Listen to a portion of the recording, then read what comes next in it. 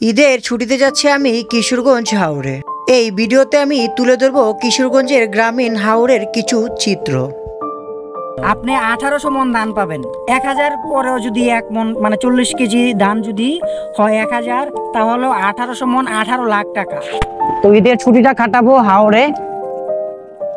গুলশান থেকে উঠে গেলাম কিশোরগঞ্জের উদ্দেশ্যে। বাস কাউন্টারে যাব এখন আমি। এটা হচ্ছে গুলশান গুলচত্বর।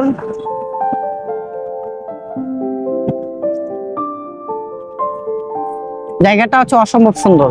গুলশান নতুন বাজার থেকে রিকশায় চলে যায় বনানী বাস কাউন্টারে। বাস কাউন্টার থেকে অনন্যা ক্লাসিকে 350 টাকা মূল্যে একটা টিকিট নিয়ে চলে যায় কিশোরগঞ্জ গাইডিয়াল বাস কাউন্টারে। 3টার দিকে বাসে উঠে প্রায় 6:30-এর দিকে আমি পৌঁছাই কিশোরগঞ্জ শহরে। তো এখন হচ্ছে 6:27। আমি 3:20-এর দিকে উঠেছিলাম গাড়িতে। আমি চলে আসছি কিশোরগঞ্জ গাইডেল বাস স্টেশনে। এটা হচ্ছে গাইডেল বাস স্টেশন। গাইডাল বাস কাউন্টার থেকে অটো করে আমি 60 টাকা দিয়ে চলে যাই চামড়া বন্দর। এটা হচ্ছে চামড়াঘাট নদী। হাওরে প্রবেশের প্রথম নদী হচ্ছে এটা।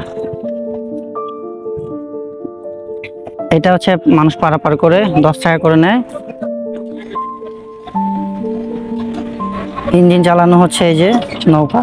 কিশোরগঞ্জের হাওর যেন আল্লাহ তাআলার এক অন্যতম নিয়ামত, যেখানে বর্ষায় চোখ মেললেই থই থই করছে চারিদিকে পানি, এবং শুকনার সিজনে বিস্তীর্ণ এলাকা জুড়ে ফসলি জমি। জনপ্রতি কত করে নিতেছেন ভাড়া? 10 টাকা। হ্যাঁ, এই পর্যন্ত কি পরিমাণ আসছে অন্যান্য ঈদে থেকে? কমে। এইবারই প্রথম না? তারপর তো আপনারা জানেন বা দেখেন যে কি পরিমাণ লোক আসছে।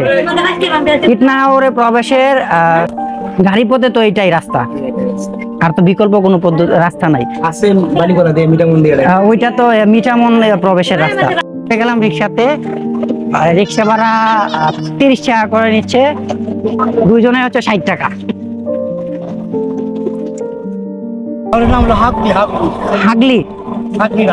হাগলি হাওর, চামড়া বড়ি সবকিছু একসাথে মিলে না?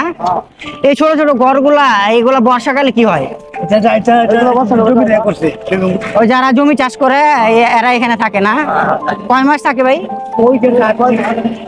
6 মাস।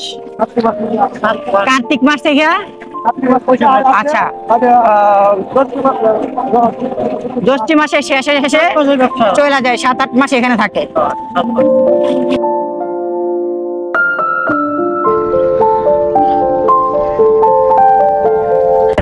আমরা কিশোরগঞ্জ থেকে আসছি।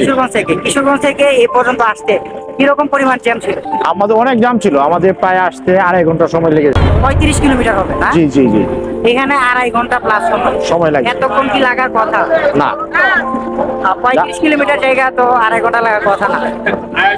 30 মিনিট হলে এনাফ না? এনাফ ছিল। আচ্ছা, ভাড়াটা কি পরিমাণ? অন্যান্য সময় থেকে কি ভাড়া বেশি নিতেছে? ভাড়াটা অন্য সময়ের চেয়ে ভাড়াটা আংশিক কিছু বেশি টানতেছে। কিছু বেশি নিতেছে না? এটা দেখাবো আমি আজকে ইটনা হাওরটা কতটুকু সুন্দর। আচ্ছা, ইটনা হাওর সম্পর্কে কিছু বলুন। ইটনা মূলত হইলগা কিশোরগঞ্জ জেলার অন্তর্ভুক্ত ইটনা থানা।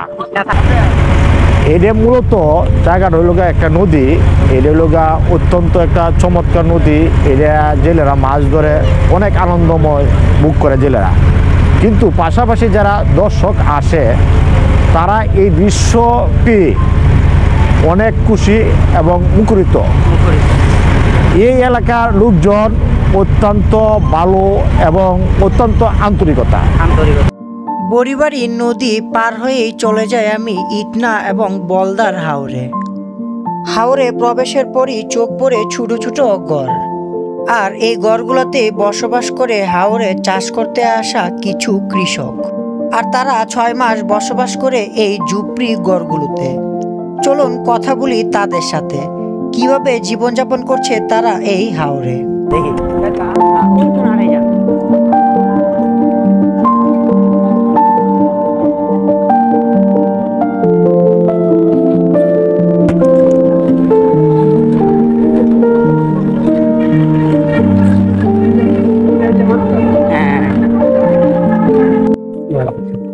আমি আছি এখন ইটনা উপজেলার বলদা হাওরে। আজকে কথা বলবো যারা হচ্ছে হাওরে থেকে 6 মাস চাষাবাস করে তাদের সাথে। এই যে তাদের বাড়িঘর। সালাম আলাইকুম কাকা, ভালো আছেন? সালাম আলাইকুম ভাই। আরে কি হয়েছে এটার? আচ্ছা, কাকার বাড়ি কই? এখানে বাড়ি কাজলা। কাজলা, কাজলা থেকে আইসা এখানে জিরাত করতেছে। এখানে কত শতাংশের মতো জমি ইয়া করতেছেন, ফসল ফলাইতেছেন? খালি আমার নাকি? শুধু আপনারটা? 70 কাটা। কি পরিমাণ ধান এই বছর পাইবেন? এই বছর মনে করেন 500-700 মন হয়। 500-700 মন না হইলেও কিন্তু 3-4 লাখ টাকা। 500-700 মন ধান হইব। 500-700 মন ধান, 3-4 লাখ টাকা। আপনি এই বছর 7 লাখ টাকা। আচ্ছা, 700 মন ধান 7 লাখ টাকা এই বছর কাকা ইনকাম করতেছেন। আচ্ছা, আপনি যখন ওই যে ভাইয়ের মতো ইয়ং ছিলেন তখন তো ওই যে এখন যে কৃষি যে সুবিধাটা এটা ছিল না তখন? না, এখন তো সুবিধা বেশি। তখন যে অসুবিধাগুলা ছিল আপনারা কেমনে কি করতেন এগুলা একটু কোন, যে কেমনে চাষ করতেন, কেমনে পরিবহন মানে আমরা বাড়ি নিলে এইসব বইয়ে তখন লাগছে মারায়া ধান মারায়া বই রয়েছি একদম রোপণ থেকে শুরু করেন, বীজ তোলা থেকে যখন রোপণ করেন লাগান ধান। প্রথম মনে কার্তিক মাসে আয় আমরা বীজ ফেলাই, ফালাই পরে লাগাই পুষ মাসও লাগাই সার পানি দিতে। এখন যে কার্তিক মাসে যে আপনি ইয়া করেন আনেন, কেমনে আনেন? আগে যে আনতেন কেমনে? নৌকায় আনছি, নৌকায় করে আনতেন। নৌকায় লই আসি। এখানে যে চাষ করতেন নিজে নিজে গরু দিয়ে হাল চাষ করতেন? হ্যাঁ, গরু দিয়ে হাল চাষ করছি। গরু দিয়ে এক পর্যায়ে ধান যখন হইতো পরে আপনারা কিভাবে নিয়ে যেতেন এই ধানগুলা? মনে কাটিয়া মা দল করছি করিয়া বিল পানি আইলে পরে নৌকা আইলে নৌকা দিয়ে বরিয়া লয়ে গেছি। বইয়ে রয়েছি না, বইয়ে তাকিয়া অনেক মানে 10টি মাস ফুল বই তখন লাগবে। পরে বৃষ্টি পানি টানি আইলে পরে লয়ে গেছি 150 পরে নিয়ে গেছেন দেশে? নাহলে আরো অন্তর বই তখন লাগে না, অন্তর ভালো কাটে নিয়ে জায়গা। আচ্ছা, যখন জমিতে সার দিতেন, সার কেমনে আনতেন ইয়া চামড়া থেকে? চামড়া তো আনছি আপনার এই বলদা তো পূজা বই আনছি নো ফেক সেক ভাঙিয়ে অতটা কুপতো হইনো বলা। মানে সবকিছু আগে কষ্ট ছিল। হ্যাঁ, কষ্ট ছিল বেটা। যে আগে আপনারা গরু দিয়ে চাষ করা হইতো, গরু দিয়ে মই দেয়া হইতো, গরু দিয়ে মারাইছি, গরু দিয়ে মারাইছেন। আবার এইখান থেকে ধান মাথায় করে নিয়ে গেছেন নদীর পাড়ে, নদীর পাড় থেকে আবার নৌকাত করে নিয়ে গেছেন বাড়িতে। এই মানে আগে কৃষি কাজ অনেক অসুবিধা আছে, এখন মানে অনেক সুবিধা হয়েছে। তো এতক্ষণ জানলাম আমি কাকার থেকে আগে যে খুব সুবিধা, কি অসুবিধা ছিল। এখন পাশে বসে আছে কাকার ছেলে থেকে আমি জানবো, ভাইয়ের কাছ থেকে জানবো এখন যে কৃষির যে সুবিধা আর আগে যে অসুবিধা তো কাকার থেকে জানলাম। আচ্ছা ভাই, এখন বলবেন যে কৃষির সুবিধা এখন আপনি কি কি ভোগ করতেছেন? ভাই আমরা আছে না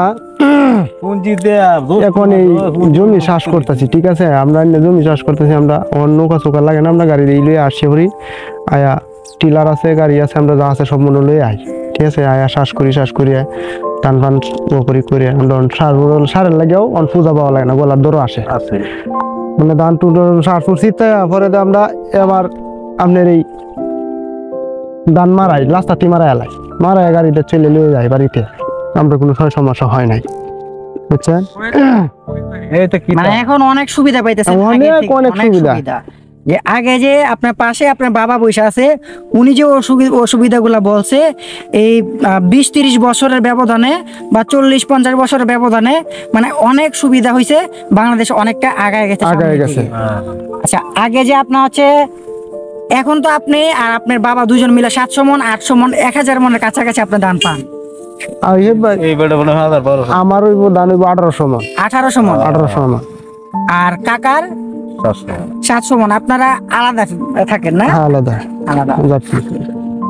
এখানে যে আসছেন মানে থাকেন কেমনে, খাবার দাবার কেমনে, কি বাজার কেমনে করেন? বাজার কেমনে আমরা তোর মাছ টাছ পাওয়া যায় না, আমরা শীতল শুটকি আমরা সারা বছর খাওয়া যায়। কুচিতে কাছে বাড়িতে গেলে বাইতে লই আসি। এটা একটা মানে খাবার দাবার খুবই প্রবলেম হয়ে যায়। আপনি 1800 মন ধান পাবেন। যদি 1000 এখন যে বাংলাদেশের যে পরিস্থিতি মানে চালের বা ধানের যে একটা দাম 1000 করেও যদি 1 মন মানে 40 কেজি ধান যদি হয় 1000, তাহলে 1800 মন 18 লাখ টাকা। 18 লাখ টাকা হবে না, মানে কিছু কম হবে, মানে সেন্টিমিটার আছে না, কি দেওয়াল আছে, পরিমাণ হইতে পারে? 18 মানে লাখ। টোটাল ধানটা তো 1800 টাকা মন, 1800 মন, 18 লাখ পর আপনি দিবেন, খরচগুলা বাদ হবে, খরচগুলো বাদ দিয়ে প্রায় মনে হয় 2-3 লাখ টাকা দেবো খরচ যায় লেগে, বাদ বাকিটা হাইডে বাকিটা আপনার। আমার। আচ্ছা, আপনি এই হাওরে বৈশা 18 লাখ টাকা মানে বছর ইনকাম করতেছেন, এটার অনুভূতিটা কি? যা যা আর একসাথে থাকা, মানে বাপ ছেলে একসাথে থাকা, অথবা যে প্রতিবেশী দুই একটা আশেপাশে যে ঘরগুলো আছে তারা একসাথে একটু কথা বলে আড্ডা দেয়, এটাই তাদের ফুর্তি। আমরা এটাই অথচ আমরা- দেখেন এখন মানুষের কতটুকু চাহিদা, শহরে এখান থেকে ওইখানে ঘোরাফেরা করছে, তারপরেও তাদের মন ভালো হচ্ছে না, যেটা হচ্ছে কক্সবাজার, বান্দরবন, সিলেট, তারপরে দেশ থেকে পেরিয়ে হচ্ছে বিদেশ। তো আসলে হচ্ছে মানুষের একটা মানুষ ভালো থাকতে, ভাই আপনার কাছে একটা প্রশ্ন আমার, একটা মানুষ ভালো থাকতে কি করলে মানে সে সবসময় ভালো থাকবে? এই যে দেখেন আপনি হচ্ছে হাওয়ার মধ্যে কাদামাটি জামা পরে আপনি বসে আছেন, অথচ আপনি 18 লাখ 19 লাখ টাকার একটা ব্যবসা করতেছেন, এটাও তো একটা ব্যবসা। এই ব্যবসায় আমার ভাই, হ্যাঁ, এর মানে অনুভূতিটা কি যে আপনি ভালো থাকতেছেন? ভালো থাকার কারণটা কি? বা মানুষকে বলেন যে মানুষ অল্পতে কিভাবে সুখী হতে পারে, বা কারণগুলো একটু বলে দেন। অল্পতে ভাই আমার বেশি হিসাব হইলো আমরা এই যে আমরা হাওড়ে আইছি, আমরা দুই লা আল্লাহ দু তৌফিক আমরা ফুল তাই আমার বাপের ওই হৃদয় আমার হুতের হৃদয় দুই আমি নিতারি, তাইলে আমি দুই আর লই সবার লই খাইতে পারি একান্ন বইয়া, টেডি আমার ফুর্তি আমার, এটাই এমন। আইডিয়া আমার আমার। তার মানে আপনি বুঝাইতে চাইতেছেন যে মানুষের চাহিদা যদি কম থাকে মানে ফুর্তিটা বেশি হয়, ফুর্তি আমোদটা একটু বেশি হয়, বেশি হয়, তখন এটি লই মানে আমরা বই একান্ন দু খাইতে পারি, তো এইটি আমরা সুখ শান্তি। চাহিদা যত কম জীবন তত সুন্দর। সুন্দর চাহিদা যে উত্তরের খুব কম, মানে আমরা জীবনটা একটু সুন্দর সুন্দর। চাহিদা কম জীবনটা জীবনটাই সুন্দর। ঠিক আছে ভাই, বুঝছেন? কষ্ট দিলাম, অনেক কষ্ট কষ্ট নেই ভাই। রোজা রাইয়া। ঠিক আছে ভাই, আসি, কষ্ট নেই।